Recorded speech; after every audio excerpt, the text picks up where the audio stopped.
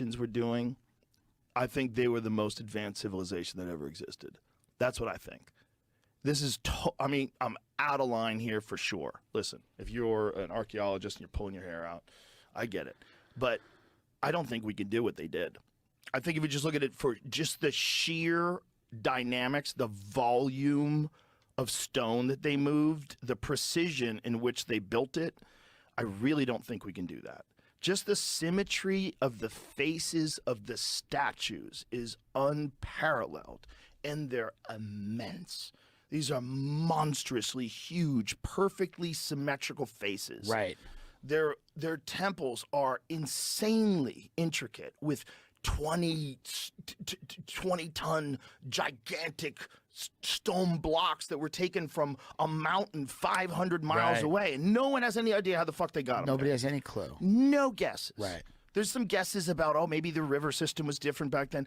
Whatever. How are you getting that 50-ton chunk of granite out of a fucking mountain and moving it down, even with modern equipment? How are you getting it over the mountain? So it seems like you don't even have roads. What are you doing? They were incredibly advanced. Incredibly advanced. With math, with science, with technology. Certainly with geometry. They also had an understanding of the cosmos. They definitely had an understanding of the constellations.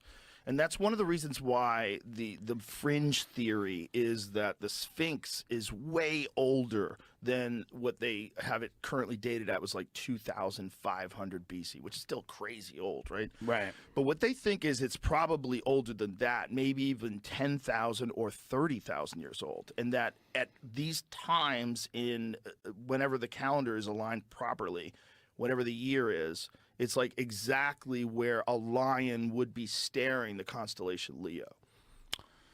That's mind-blowing. Mind-blowing. To think about that stuff. I don't know if that's true, though. That's a weird one. It's like, how do we know if, like, from the burning of the Library of Alexandria, we lost so much of an understanding of what the Egyptians knew and what they recorded.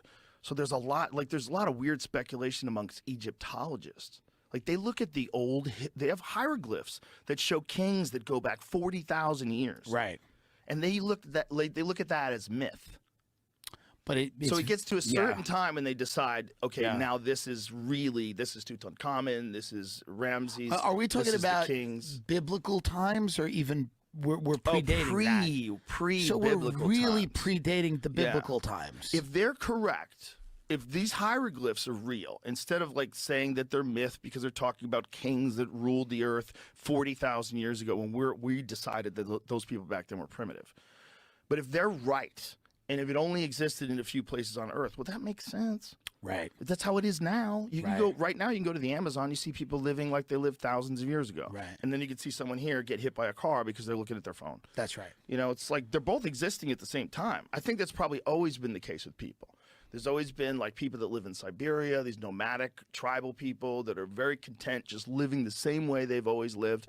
And then there's people that live in San Francisco that have people shitting on their street and fucking shooting up in front of them and getting paid. Yeah. So it's interesting. You've always kind of had that dichotomy of really advanced people and then really, I don't want to use the word primitive, but certainly, these uncontacted tribes and things like that. Human beings always have inequality. Yeah, there's always that strata. There's always something. Right. And it's whether it's cultural, whether it's geographical, whether you're trapped on an island, like whatever, you're always going to find somewhere on Earth, someone who's just way beyond like what we think of as like modern society, like what's acceptable, running what. These people have none of that. Right. These people they're making their own spears. Yeah. They're hunting. They have leaves on their dicks. They're killing animals out of necessity. Out of necessity. Because those animals might kill them.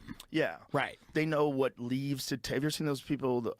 I think the Waranami, is that what they're called? In Guyana. They throw poison in the water. Have you gone to fish. Have you gone to Machu Picchu or Brazil or the Amazon or anything?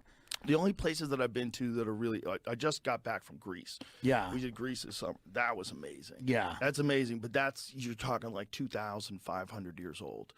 That's, it's like a child compared to the pyramids.